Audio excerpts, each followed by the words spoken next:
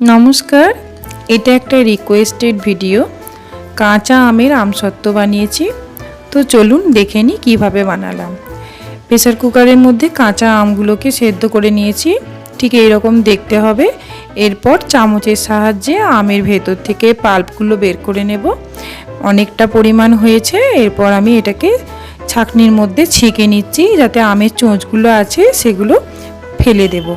এবার কড়ার মধ্যে লবণ দিয়ে দিয়েছি, গ্যাস জ্বালিয়ে নিয়েছি। এরপর চিনি দিয়ে দিলাম অনেকটা পরিমাণ। তারপর দিয়ে দেব চিলি ফ্লেক্স। তো চিলি ফ্লেক্সটা না দিলেও অসুবিধে নেই, কিন্তু নুন ঝাল টক মিষ্টি খেতে চাইলে এটা কিন্তু দিলে ভালো লাগবে। তো কালারটা দেখুন পরিবর্তন হয়ে গেছে, তার মানে আমসত্ত্ব রেডি হয়ে গেছে। একটা থালার মধ্যে তেল বুলিয়ে নিয়ে দিয়ে দিলাম। এরপর আমি পাখার তলায় রেখে দিয়েছি। এটা 1 থেকে 2 দিন ছিল।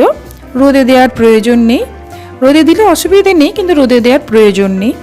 এরপর দেখুন একটা ছুরির সাহায্যে আমি ধারগুলোকে কেটে নিয়ে পুরো একদম সুন্দরভাবে উঠে গেল। তো এইটাকে আমি এরপর পিস পিস করে কেটে নেব। তো যেরকম সাইজের কাটবেন, কেউ চৌকো, কেউ গোল, বা কেউ সুন্দরভাবে রিং রিং করেও এইভাবে করতে পারেন। তো এই ভিডিওটা কেমন লাগলো একটু জানাবেন। আর প্লিজ ভিডিও ভালো লাগলে একটা লাইক করে দেবেন, শেয়ার করবেন। সবাই ভালো থাকবেন, সুস্থ থাকবেন, আর আমার ভিডিও দেখবেন। রেসিপিটা কেমন হয়েছে জানাবেন। আপনাদের লাইক কমেন্ট পেলে উৎসাহিত হব।